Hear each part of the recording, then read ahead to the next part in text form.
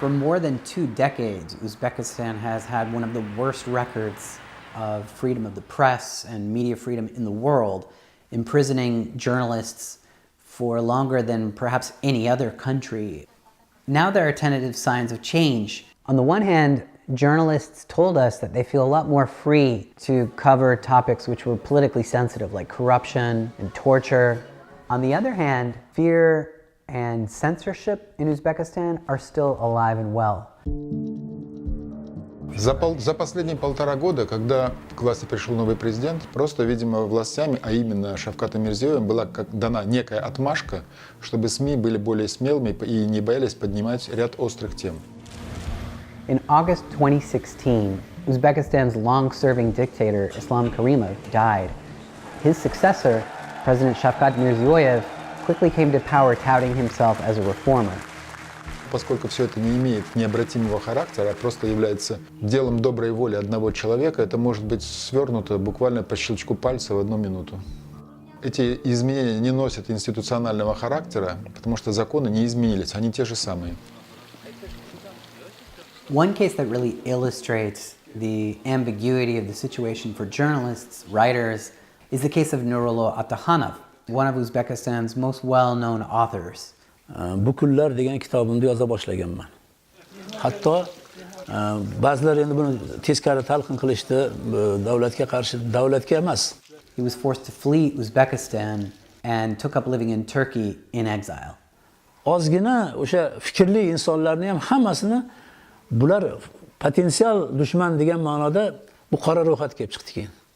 Mana endi hozirgi yangi prezidentning o'zi tan olib aytishicha 18 ming odam qora ro'yxatda edi dedi. Shundan 16 mingi ro'yxatdan chiqarildi deb e'lon qildi-ku. Kelmagan, hali o'zgarish bo'lgan yo'q.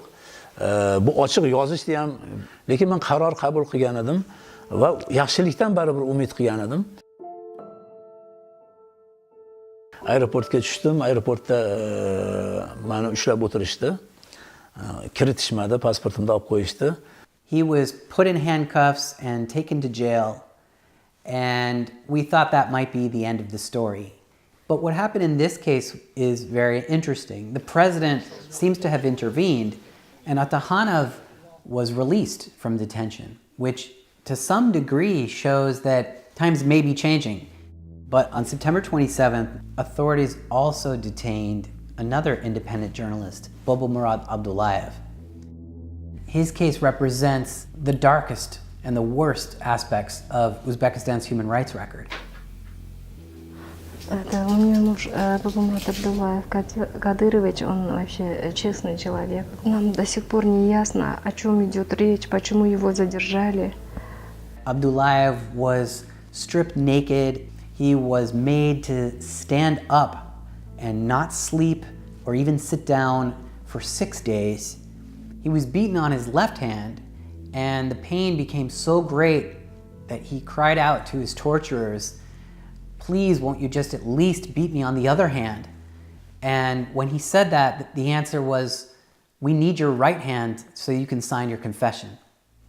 Во-вторых, я хотела сказать, уважаемый Шавкат Мироманович, мой муж не преступник.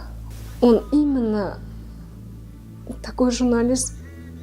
Я думаю, что он вам нужен, как вода и воздух. Both the case of Nurullo Ataxonov and Bobomurod Abdullayev are real tests for the freedom of speech in Uzbekistan. Ataxonov is still facing extremism charges which could land him in prison for up to 20 years. Abdullayev has been in prison for months, and no matter what happens with his trial, his torture leaves a serious stain on Uzbekistan's human rights record. The government should end all censorship in the country. They should also immediately and unconditionally release all journalists behind bars and stop prosecuting reporters simply for doing their job.